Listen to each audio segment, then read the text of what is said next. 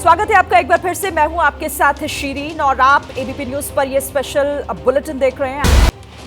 जम्मू कश्मीर के पहलगाम में हुए आतंकी हमले के बाद सुरक्षा बलों की आतंकियों के खिलाफ कार्रवाई जारी है। सुरक्षा बल ने आतंक पर चौतरफा प्रहार करना शुरू कर दिया है। दक्षिण कश्मीर में अलग अलग क्षेत्रों में आतंकियों की सफाई के लिए अभियान लगातार किया जा रहा है और इसी बीच इससे जुड़ी बड़ी खबर यह है कि कल 3 आतंकियों के घरों को तबाह करने के बाद आज फिर कार्रवाई हुई है। कुलगाम और शोपियां में सुरक्षा बलों ने आतंकियों के मकान जमींदोज कर दिए हैं। कुलगाम के मतलहामा में आतंकी जाकिर अहमद गनिया का मकान सुरक्षा बलों ने तबाह कर दिया। यह आतंकी 2023 से सक्रिय है। उधर शोपिया के चोटीपुरा में आतंकी शाहिद अहमद कूटे का मकान ध्वस्त किया गया। वो 2022 से सक्रिय है। शुक्रवार को पहली कार्रवाई में पहलगाम हमले में शामिल दोनों स्थानीय आतंकी आदिल गुरी और एहसान अहमद शेख समेत लश्कर के 3 आतंकियों के मकान गिराए जा चुके हैं और आज 2 बड़ी कार्रवाई और हुई है जिसमें आतंकियों के घरों को जमींदोज किया गया है। और आतंकियों पर प्रहार किस तरीके से हो रहा है आपको कुछ जरूरी बात बताते हैं। देखिए 25 अप्रैल 2025 की तारीख आदिल गुरी जो आतंकी है उसका घर उड़ा दिया गया। 25 अप्रैल 2025 को ही आतंकी आसिफ शेख का घर जमींदोज किया गया।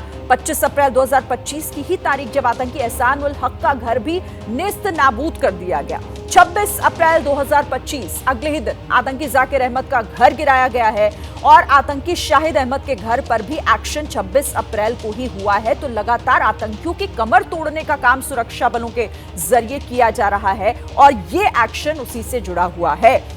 और आइए आपको अब वॉर रूम लिए चलते हैं। कुछ ताजा लेटेस्ट जानकारी के साथ मेरी सहयोगी अपर्णा हमारे साथ जुड़ी हुई है। अपर्णा।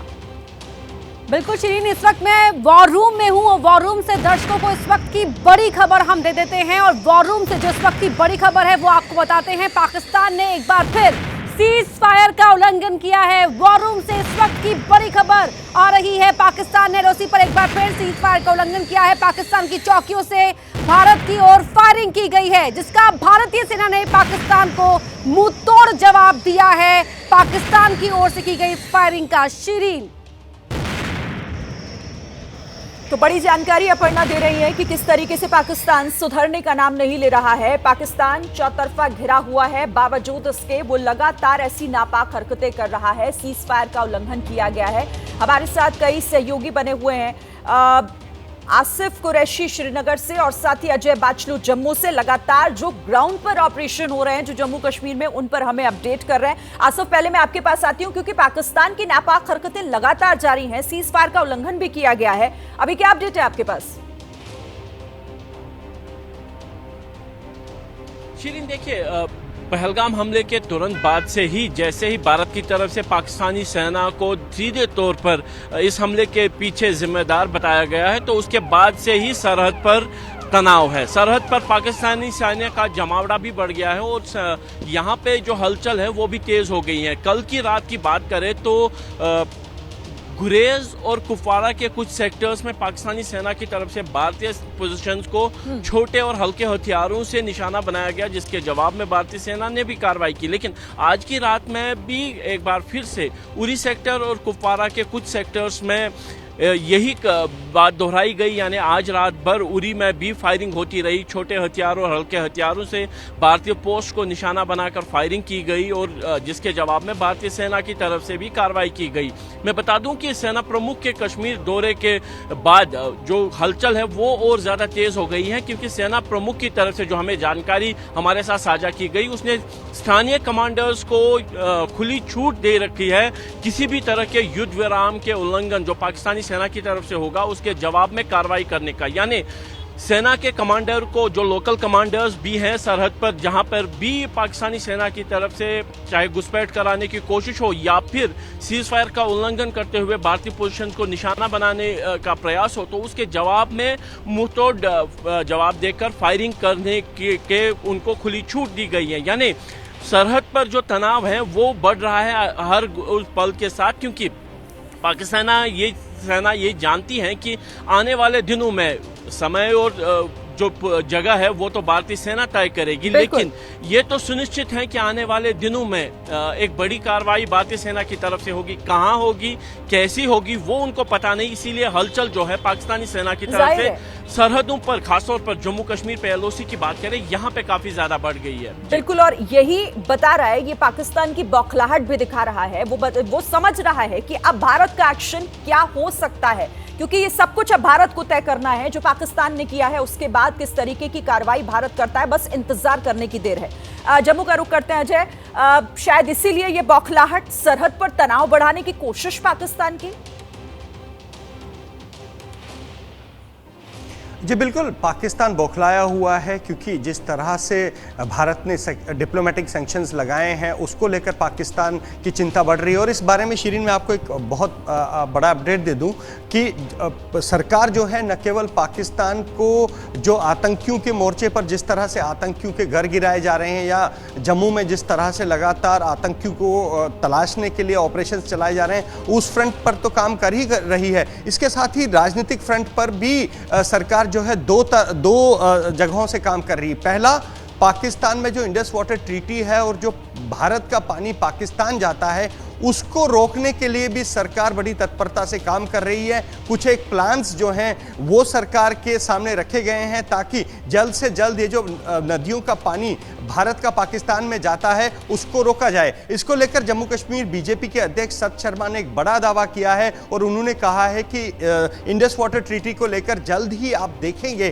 कि पाकिस्तान के लोग जो हैं, पाकिस्तान की आम जनता जो है वहां के नेताओं के गले पकड़ लेगी। मतलब प्लान बहुत बड़ा है कि जल्द ही जो है भारत सरकार इस दिशा में कदम उठा सकती है कि किस तरह से ये जो पानी पाकिस्तान जाता है उसको डाइवर्ट किया जाए या उसको रोका जाए ताकि पाकिस्तान के खेत जो हैं अलग अलग रणनीतियां बनाई गई हैं। 3 अलग अलग रणनीतियों पर उसको लेकर काम भी लगातार हो रहा है। आप दोनों मेरे साथ रहिए, लेकिन एक बड़ा अपडेट मिल रहा है और बड़ी जानकारी क्या है, वॉर रूम चलना होगा अपर्णा के पास। अपर्णा। बिल्कुल शिरीन, बड़ी खबर यहाँ वॉर रूम से लगातार हम दर्शकों को दे रहे हैं। तमाम जो हलचल, चाहे सियासी गलियारों की हो, कूटनीतिक गलियारों की हो, सरहद की हो, दर्शकों को उससे बता रहे हैं। और इस वक्त जो वॉर रूम से बड़ी खबर आ रही है वो दर्शकों को बता दें। पाकिस्तान उच्चायोग के सभी सेवा सलाहकारों को भारत छोड़ने के आदेश दिए गए हैं। 30 अप्रैल तक भारत छोड़ने के आदेश दिए गए हैं। 30 अप्रैल तक भारत छोड़ना होगा इन्हें हर हाल में। वहीं भारत भी इस्लामाबाद से अपने सेवा सलाहकार वापस बुलाएगा। पाकिस्तान उच्चायोग के सभी सेवा सलाहकारों को भारत छोड़ना होगा और भारत भी इस्लामाबाद से अपने सेवा सलाहकारों को वापस बुलाएगा। शिरीन। बिल्कुल, और ये एक्शन लगातार लिए जा रहे हैं। बड़ी जानकारी अपर्णा दे रही है। 30 अप्रैल तक भारत छोड़ने के आदेश दिए गए हैं और इसके साथ ही भारत भी इस्लामाबाद से अपने सेवा सलाहकारों को वापस बुला रही है। इसी बीच एक और बड़ी खबर, पाकिस्तान के लाहौर एयरपोर्ट पर हड़कंप मचा। लाहौर एयरपोर्ट पर आग लगने की खबर है। एयरपोर्ट से सभी उड़ानें फिलहाल रद्द कर दी गई हैं। बड़ी खबर है इस वक्त की ये लाहौर एयरपोर्ट से, जहां पर आग लगने की खबर और जिसके चलते वहां पर इस वक्त अफरा तफरी का माहौल है, हड़कंप मच गया है। ये आग किस वजह से लगी अभी फिलहाल साफ नहीं, लेकिन इसका असर दिखना शुरू हो गया है क्योंकि एयरपोर्ट पर इस वक्त सभी जो उड़ानें हैं उन्हें रद्द कर दिया गया है।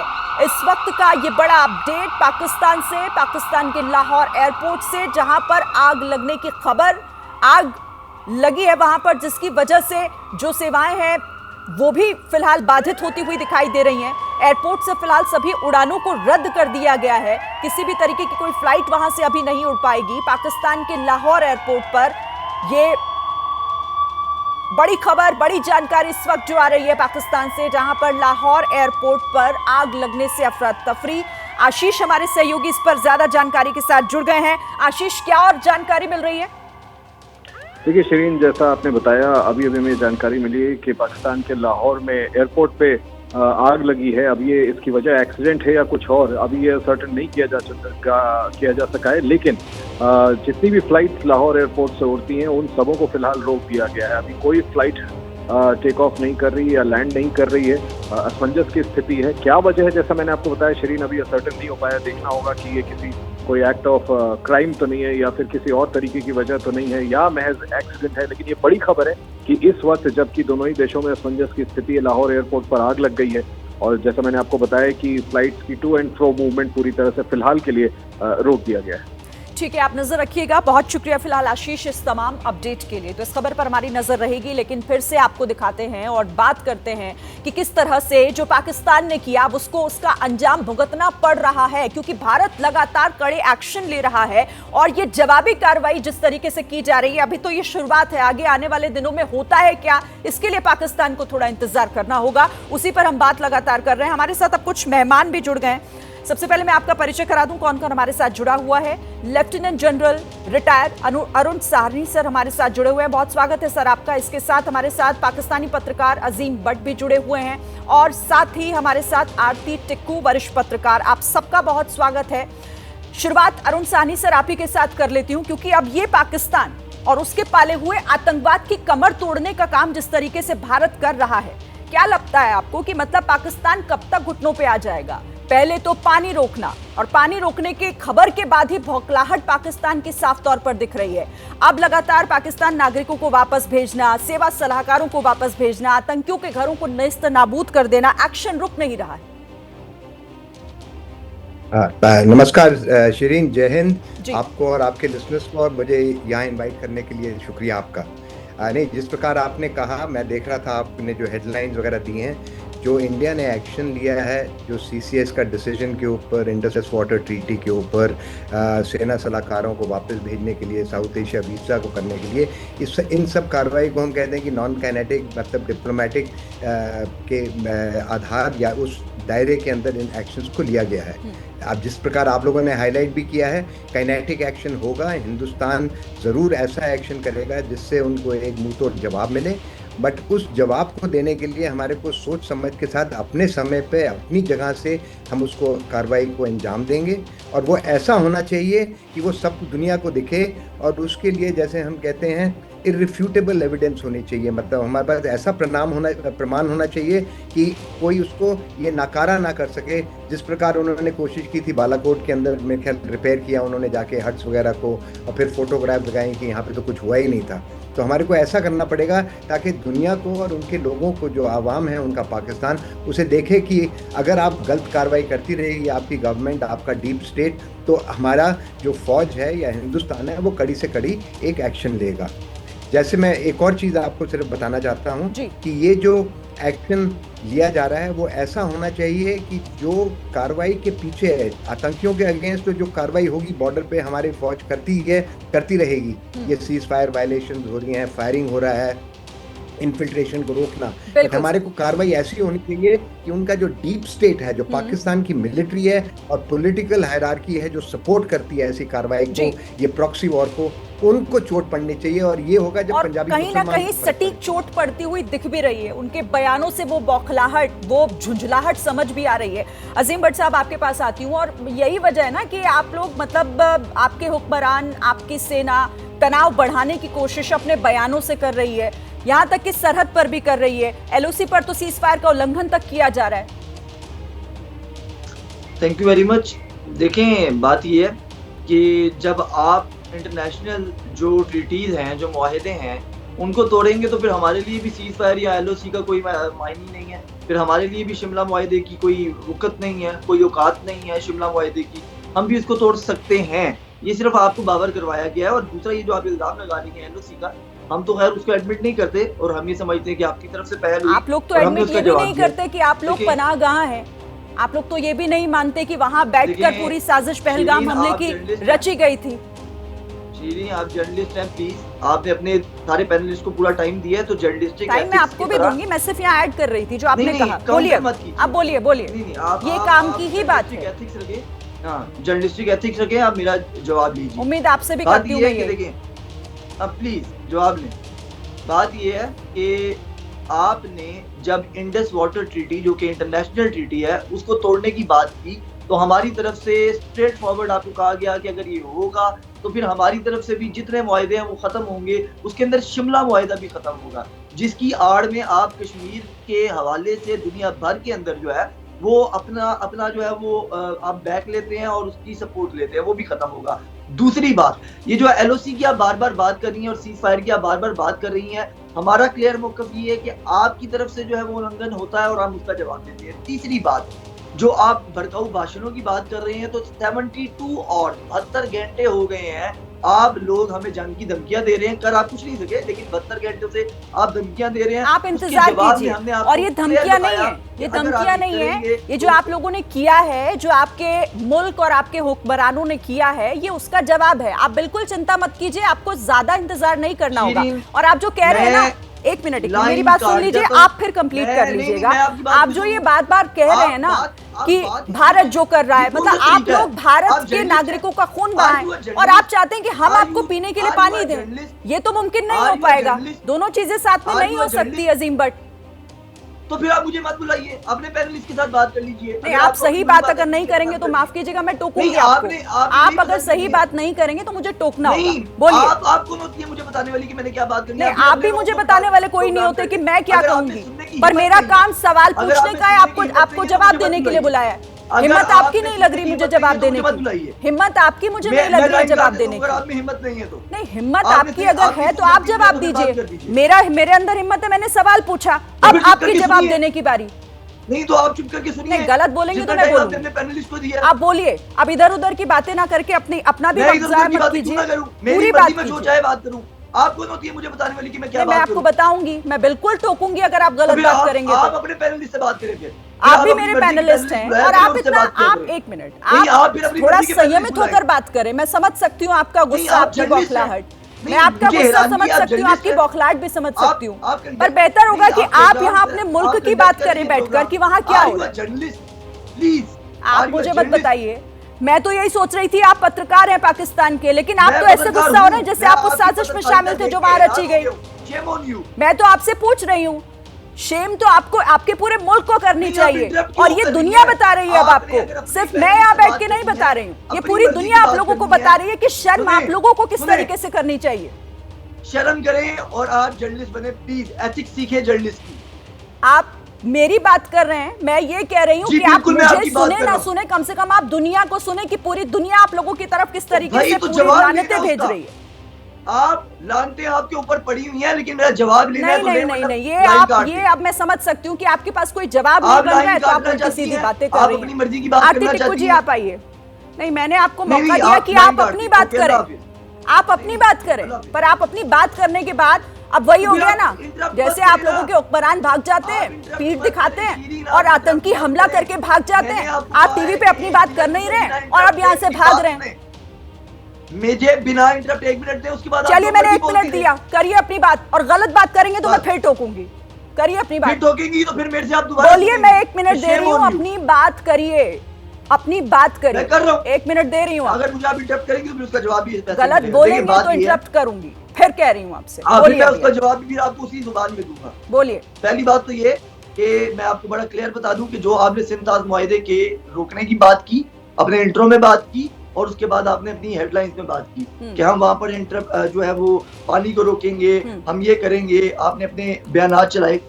आप ही के जितने भी एक्सपर्ट्स हैं और हमारे भी और इंटरनेशनली भी, वो बड़ा क्लियर ये कह रहे हैं कि अगर मिसाल के तौर पे for the sake of argument अगर आप पानी रोकना भी चाहे पाकिस्तान का, तो उस पानी को रोकने के लिए जो आपको इंफ्रास्ट्रक्चर बनाना पड़ेगा उसको कम से कम 8 साल चाहिए। तो ये जो आप इतनी बड़ी बड़ी बातें 72 और से कर रहे हैं, अपने मीडिया वॉर कर रहे हैं, सिर्फ मीडिया में बैठ के आपके जितने जर्नल्स हैं, आपके जितने एक्सपर्ट्स हैं, आप लोग तो बता रहे हैं अगले 15 मिनट में आप पाकिस्तान पे हमला कर देंगे। हम 3 दिन से इंतजार कर रहे हैं कि कब आएंगे, लेकिन कोई नहीं आ रहा है। इंतजार करें, आपको थोड़ा इंतजार और करना होगा। इतनी परेशान मत होइए, हम कर रहे हैं, इतना परेशान मत होइए, क्योंकि हम लोग पीठ पर छुरा भोंकने का काम नहीं करते। वो लोग आप करते हैं कि मिनटों में आए और उसके बाद आपने पीठ पर छुरा भोंका और भाग गए। अब आपने पूरी बात कर ली। मेरे साथ एक पैनलिस्ट और है, आप भी वरिष्ठ पत्रकार हैं, मेरे साथ आरती टिक्कू जी भी हैं।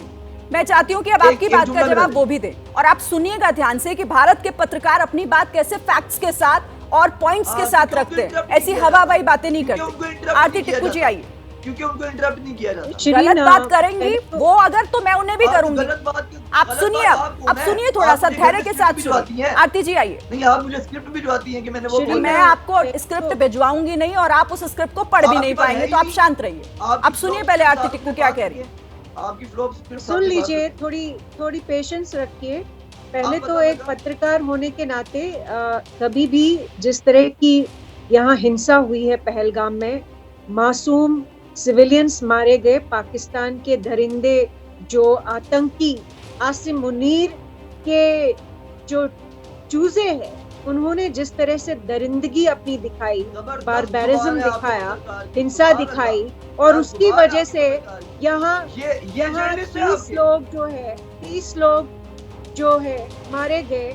उसके लिए किसी भी पत्रकार, वो पाकिस्तानी हो, हिंदुस्तानी हो, कोई पत्रकार हो, जब निहत्थे सिविलियंस पाकिस्तान आर्मी अरे आप एथिक्स दिखाइए ना अजीम भट्ट, अभी एथिक्स की बात कर रहे थे आप, बोले तब आरती टिक्कू बीच में एक शब्द नहीं बोला, वो बोल रही है तो कम से कम सुनिए ना, सुनने की हिम्मत रखिए, थोड़ा सा सब्र रखिए, उनकी बात सुन लीजिए। ये पूरी दुनिया मानती है, पूरी दुनिया ये जानती है कि पाकिस्तान आर्मी ने ओसामा बिन लादेन से लेकर जितने भी आतंकी है, हाफिज सईद है, सईद तलाउद्दीन है, उनको शरण दी है, और उनकी वजह से आज आसिम मुनीर, जनरल आसिम मुनीर ने जो अपनी गंदगी दिमाग की जो है वो पूरी दुनिया के सामने रखी और खुलेआम कहा कि हिंदुओं को मारो, और जिस तरह उन्होंने जो भाषण दिया है अपने ही दिक्कत आपकी ये है ना अजीम भट्ट साहब की दुनिया दरअसल आपकी छोटी है, आप उस चीज से बाहर निकल ही नहीं पा रहे, इसलिए आपको वो देश दिखाई नहीं दे रहे हैं जो आपकी पूरी तौर से मुखालफत कर रहे हैं। आप लोगों की इस हरकत पर हर कोई इस वक्त सवाल खड़ी कर रहा है, पर आप वो मानेंगे नहीं। मैं फिर से आपके पास आऊंगी, हमारे सभी मेहमान बने हुए हैं, लेकिन जरा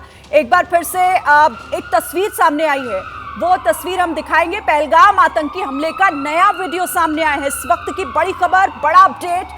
वीडियो में फायरिंग करते हुए आतंकी दिखाई दे रहे हैं। 22 अप्रैल को पहलगाम में आतंकवादियों ने जिस तरीके से हमला किया, जो अटैक किया, उसका ये वीडियो, ये देखिए, हाथ में हथियार लेकर ये हमलावर आगे बढ़ता हुआ उस पिकनिक स्पॉट पर, बेस्टर्न पिकनिक स्पॉट जहां पर ये हमला हुआ, और किस तरीके से उसके बाद यहां पर कत्लेआम मचाया इन आतंकियों ने। ये देखिए, फायरिंग की आवाज साफ तौर पर सुनी जा सकती है। 22 अप्रैल का उस घटना का, उस आतंकी वारदात का ये सबसे नया वीडियो इस वक्त आपके सामने, जिसमें एक्सक्लूसिव तस्वीरें इस वक्त हम आपको दिखा रहे हैं, किस तरह से वहां उस दिन जो बेगुनाह थे उन्हें मारा गया, उनकी पीठ पर किस तरीके से वार किया गया। पहलगाम आतंकी हमले का ये सबसे ताजा, सबसे एक्सक्लूसिव वीडियो है।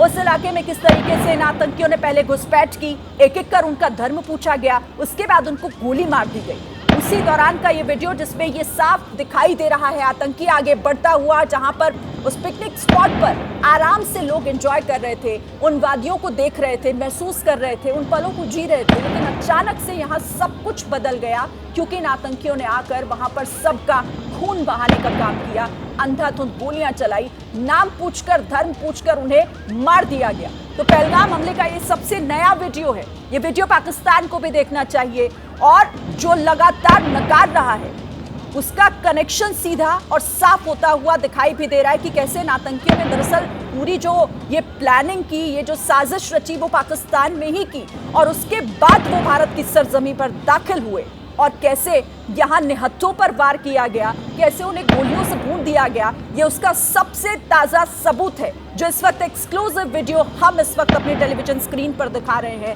पहलगाम में उस दिन क्या हुआ था, आप इस तस्वीर से समझिए। 22 अप्रैल 2025 का ये सबसे ताज़ा वीडियो है पहलगाम हमले का, जहां पर ये आतंकी, जो आप इस घेरे के भीतर देख रहे हैं, एक शख्स आगे बढ़ता हुआ उन लोगों की तरफ, और दूसरी तरफ आप देखेंगे कुछ लोग भागते हुए भी दिखाई दे रहे हैं। कहीं ना कहीं उन्हें इस बात का एहसास हो गया होगा कि कोई खतरा उनकी तरफ दौड़ता हुआ आ रहा है, इसीलिए वहां कुछ लोगों को समझने में हालांकि वक्त लगा, लेकिन जिन्होंने समझा वो वहां से भागते हुए भी दिखाई दे रहे हैं, पीछे मुड़ मुड़ कर ये समझने की कोशिश कर रहे थे कि आखिर ये हो क्या रहा है। और गोलियों की तड़तड़ाहट आप इस वीडियो में भी सुन सकते हैं, कैसे उन्होंने एक एक कर लोगों को, कुछ लोगों को जमीन पर बैठाकर, कुछ लोगों को खड़ा कर नाम पूछा, धर्म पूछा, और फायर कर दिया। सीधे उनकी हत्या कर दी इन आतंकियों ने।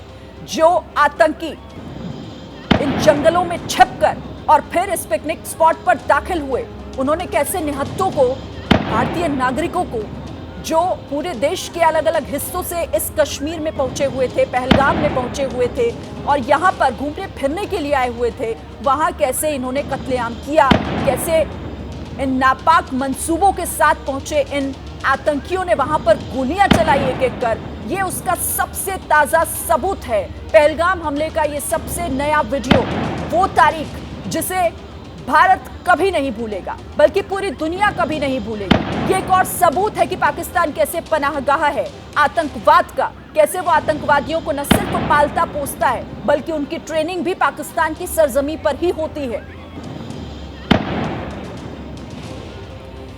तो ये सबसे ताजा वीडियो आपने इस वक्त देखा। और देखिए, पहलगाम हमले के बाद सेना ने तैयार की कश्मीर की सुरक्षा ऑडिट रिपोर्ट। इस वक्त का एक और बड़ा अपडेट आपको दे दें। पहलगाम हमले के बाद सेना ने कश्मीर की सुरक्षा ऑडिट रिपोर्ट तैयार की है। कश्मीर में इंटीग्रेटेड सर्विलांस नेटवर्क बनाने का सुझाव दिया है। हेलीकॉप्टर से होगी कश्मीर के टूरिस्ट स्पॉट की निगरानी।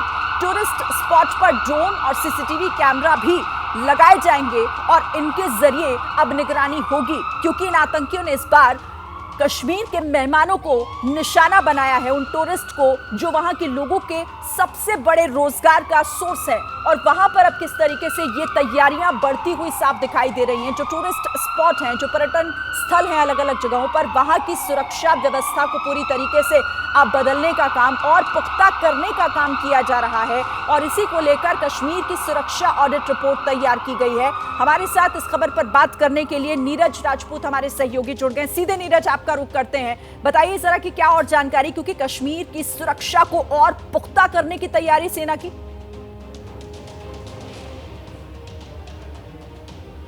नीरज, आपको आवाज मिल रही है मेरी? बिल्कुल बिल्कुल श्रीन जी, सवाल एक बार दोहराएंगे श्रीन? मैं आपसे जानना चाह रही हूं कि क्या इस पर और इंफॉर्मेशन हमारे पास, क्योंकि अब सुरक्षा व्यवस्था और पुख्ता कैसे की जाए, खास तौर से उन पर्यटन स्थलों पर जहां सबसे ज्यादा संख्या में लोग पहुंचते हैं। देखिए श्रीन, जो सेना है और सुरक्षा बल हैं वो आतंकियों की तलाश तो कर ही रहे हैं जिन्होंने इतना बड़ा नरसंहार किया है। इसके साथ साथ अब जरूरी ये भी है कि निकट भविष्य में इस तरह की कोई घटना ना हो, इस तरह का कोई सिक्योरिटी लैप्स ना हो। उसको लेकर ये जो सेना और सिक्योरिटी एजेंसीज ने एक सिक्योरिटी ऑडिट किया है, रिपोर्ट तैयार की है, जिसमें ये कहा गया है कि हमें कैसे इस तरह के हमलों से बचना होगा और बचाना होगा। उसके लिए उन्होंने ये कहा है कि अब हमें जितनी भी टूरिस्ट स्पॉट हैं कश्मीर घाटी के, खासतौर से जो रिमोट एरियाज में, जैसे ये बैसरण घाटी है जहाँ पर आप सिर्फ पैदल जा सकते हैं, खच्चर से जा सकते हैं, उनके लिए उनकी खास सुरक्षा होनी चाहिए। और उसकी सुरक्षा में क्या होना चाहिए, उसमें QRTs होनी चाहिए, क्विक रिएक्शन टीम होनी चाहिए। अभी तक क्विक रिएक्शन टीम में सिर्फ 4 जो है व्हीकल्स ही होती हैं, 4 पहियों की गाड़ियाँ ही होती हैं। अभी तक हमने देखा है कि जिप्सी या दूसरी गाड़ियाँ होती हैं, लेकिन अब उन्होंने कहा है सेना ने कि हमें हेलीकॉप्टर्स के जरिए, जो ATV होती है, जो ऑल टेरेन व्हीकल्स होती है, स्पेशलाइज्ड व्हीकल्स जो होती हैं, जो कि बर्फ में भी चल सकती हैं, दलदल में भी चल सकती हैं, पहाड़ों के ऊपर भी चढ़ जाती हैं गाड़ियाँ, उस तरह की जो ATVs और हेलीकॉप्टर्स के जरिए हमें क्विक रिएक्शन टीम बनानी चाहिए, ताकि अगर इस तरह की कोई घटना होती है तो तुरंत रिएक्शन किया जाए, रिएक्ट किया जाए, ताकि आतंकी जो है वहाँ से भाग खड़े ना हो। इसके अलावा जितने भी टूरिस्ट स्पॉट हैं उनको आइडेंटिफाई किया जाए और वहाँ पर CCTV कैमराज होने चाहिए, लगे होने चाहिए, और उनकी जो है एक फीड जो है एक सेंट्रलाइज कमांड सेंटर में पहुँचनी चाहिए, ताकि देखते रहें कि वहाँ पर क्या गतिविधि चल रही है। इसके अलावा जो है ड्रोन्स के जरिए भी इन टूरिस्ट स्पॉट्स की जो है निगरानी रखनी चाहिए। ये इस तरह की जो बातें हैं, जो कि सुझाव हैं, वो सेना ने दिए हैं, सरकार को दिए हैं, जम्मू कश्मीर सरकार को, कि इस तरह की जो सुरक्षा हमें करनी होगी, तभी इस तरह की घटनाओं से बचा जा सकता है। ठीक है, आप इस पर नजर रखिएगा। बहुत शुक्रिया फिलहाल नीरज इस तमाम जानकारी के लिए। तो पहलगाम हमले के बाद की ये तैयारियां हैं, किस तरह से अब कश्मीर की सुरक्षा को और पुख्ता किया जा रहा है, ऑडिट रिपोर्ट उसको लेकर तैयार की जा रही है। आपको एक बार फिर से एक वीडियो दिखाते हैं जो अब से थोड़ी देर पहले आपने देखा। वो एक्सक्लूसिव वीडियो ABP न्यूज के पास मौजूद है, जिस पर फिर हम अपने मेहमानों से बात भी करेंगे। लेकिन ये तस्वीर देखना, ये वीडियो देखना इसलिए भी जरूरी हो जाता है क्योंकि ये बताता है कि उस दिन क्या हुआ था, आखिर किस तरीके से आतंकी आए और एक एक कर उन्होंने वहां मौजूद पर्यटकों को निशाना बनाया। फिर से हम मेहमानों का रुख करते हैं। सबसे पहले मैं अजीम भट्ट आपके पास ही आ जाऊंगी, क्योंकि आप ही थोड़ी देर पहले कह रहे थे ना कि हवा में बातें की जा रही हैं, तो भारत कुछ भी हवा में नहीं करता। हमारे ना कोई दावे हवाई होते हैं और ना ही कोई आरोप। सबसे बड़ा सबूत आपके टेलीविजन स्क्रीन पर अगर आप देख पा रहे हो, तो नहीं देख पा रहे हो तो मैं आपको बता देती हूं कि इस वीडियो में साफ दिख रहा है कि कैसे आतंकी आए और एक एक कर निर्दोषों को, निहत्थों को अपने हथियार से मारा है।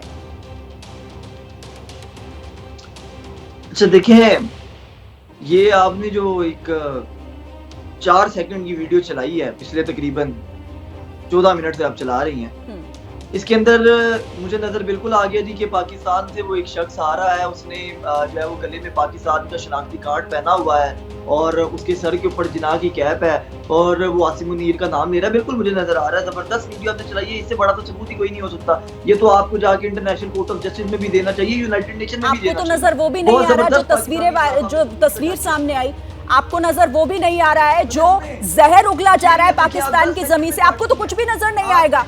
आपको मजाक लगती है चीजें, निर्दोष मारे गए, आपको मजाक लगता है, आप बैठकर यहाँ पर मजाक कर रहे हैं। शर्म आपको आनी चाहिए, बिल्कुल शेमलेस है कि आप अजीम भट्ट साहब, आप कह रहे हैं कि मैं पिछले 14 मिनट से दिखा रही हूँ हमारे निर्दोषों की जान गई है और आपको देखना पड़ेगा और आपको मानना पड़ेगा कि ये सबूत है। आप में सुनने की हिम्मत नहीं है, आप में देखने की हिम्मत नहीं है, आंख बंद करके आप लोग बैठे हुए हैं और इस बात पर आपको शर्म आनी चाहिए। अगर ये हालत है तो आपकी आदमी आपको तो सबूत दिखेगा ही नहीं ना, क्योंकि चोर की दाढ़ी में तिनका है। अरुण सानी सर, आप आइए यहाँ पर 10 सेकंड में, तो सब्र करें, सुने।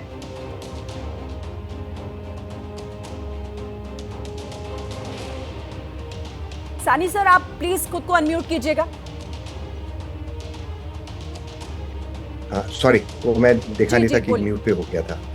नहीं, जो आपने जो दिखाया है उसके अंदर कोई शंका नहीं है और आप न्यूज़पेपर रिपोर्ट्स भी आ चुकी हैं। अभी जो NIA के जो बयान भी आए हुए हैं कि किस प्रकार से इस कार्रवाई को अंजाम दिया गया, ये एकदम ही मतलब प्रीमेडिटेटेड था, ये सोच समझ के इन लोगों ने एग्जीक्यूट किया और कोई शक नहीं है कि इसमें पाकिस्तानी सेना का हाथ है। बिकॉज वो 4 जो आइडेंटिफाइड हुए हैं टेररिस्ट, जिन्होंने ऐसे कार्रवाई को आइडेंटिफाई करके अंजाम दिया है, उनमें से एक ये भी पता चला है कि पुराने पाकिस्तान फौज का रिटायर्ड जवान भी था। तो ये जो आप कह रहे हैं उसके अंदर कोई शक नहीं कि ये जो कार्रवाई को अंजाम दिया है या इसको जो फैसिलिटेट किया है वो आसिफ मुनीर की जो स्टेटमेंट्स हैं जो पिछले हफ्ते या 10 दिन पहले जो उन्होंने दिए हैं, उसमें कोई शक ही नहीं है कि वो किस प्रकार से अपने लोगों को ये एक तरह से बढ़ावा दे रहे थे, उनको ये एक तरह से हौसला अफजाई कर रहे थे कि आप जाके ऐसी कार्रवाई करें। इनडायरेक्ट मेथडोलॉजी से उन्होंने ज़रूर इंडिकेट किया है। और अगर आप देखें जिस प्रकार से इन्होंने रिलीजियस ग्राउंड्स के ऊपर इसको अंजाम दिया है, वो एक तरह से हिंदुस्तान की इंटरनल हार्मनी को इफेक्ट करने की कोशिश की गई है। तो हमारा आप जो कह रहे हैं उसके अंदर कोई शक नहीं और मेरे लिए आज़िम जी देखना नहीं चाहते या समझना नहीं चाहते, बट इसमें कोई शक नहीं कि जो स्टेट का हाथ था। जी सर, आरती टिक्कू जी का मैं रुक कर लेती हूँ। आरती जी बिल्कुल सही कह रहे थे सानी सर यहाँ पर, क्योंकि अब पाकिस्तान देखेगा कैसे, कबूलेगा कैसे, क्योंकि उसको तो पता है ना कि उसी ने किया है और ये वीडियो उसके सबूत हैं, ये साफ बताते हैं कि इसमें किस तरीके का कनेक्शन पाकिस्तान ने निकल कर आ रहा है। तो बोलने के लिए कुछ होना भी तो चाहिए, तभी तो बोलेगा पाकिस्तान। बिल्कुल सही कहा आपने, पाकिस्तान आर्मी के पास कुछ भी बोलने के लायक नहीं है। इनफैक्ट अगर आपने उनके ही डिफेंस मिनिस्टर का स्टेटमेंट आपने देखा होगा, उन्होंने खुद माना है कि ये जो आतंक हिंदुस्तान के खिलाफ पाकिस्तान ने पिछले 35-40 साल से किया, वो उन्होंने अमेरिका के टट्टू बने या किसी और के टट्टू बने, वैसे ही वो चाइना के भी टट्टू, जब भी कोई भी जो ज्यादा उनको माल देगा वो उनके ही टट्टू बनेंगे। मर्सनरी आर्मी है पाकिस्तान की आर्मी, और उन्होंने जिस तरह से ये धरंगी का सबूत दिया है, पूरी दुनिया को दोबारा से यकीन हो गया है कि पाकिस्तान जो है फंडामेंटली टेरर स्टेट है, वो आतंकी स्टेट है। पाकिस्तान आर्मी जो है, जो उन्होंने ओसामा बिन लादेन से लेकर जो अलकायदा, आईसिस, लश्कर तैयबा, जैश ए मोहम्मद, हिजबुल मुजाहिदीन, सारे का सारा जो आतंकी नेटवर्क है वो पाकिस्तान के भीतर है, वो पाकिस्तान पाल रहा है, बिल्कुल समय से पाल रहा है, इसके बारे में कोई शंका किसी को भी नहीं है, किसी को नहीं है। और अब ये भारत के साथ साथ पूरी दुनिया समझ रही है कि कैसे पाकिस्तान सिर्फ और सिर्फ अब एक ऐसा देश बनकर रह गया है जो आतंक को पालने के लिए, पोसने के लिए अपनी सरजमी का इस्तेमाल करता है। बहुत शुक्रिया आप सभी का हमारे साथ जुड़ने के लिए और इस बातचीत के लिए। लेकिन इस बड़ी खबर पर एबीपी न्यूज की नजर बनी हुई है।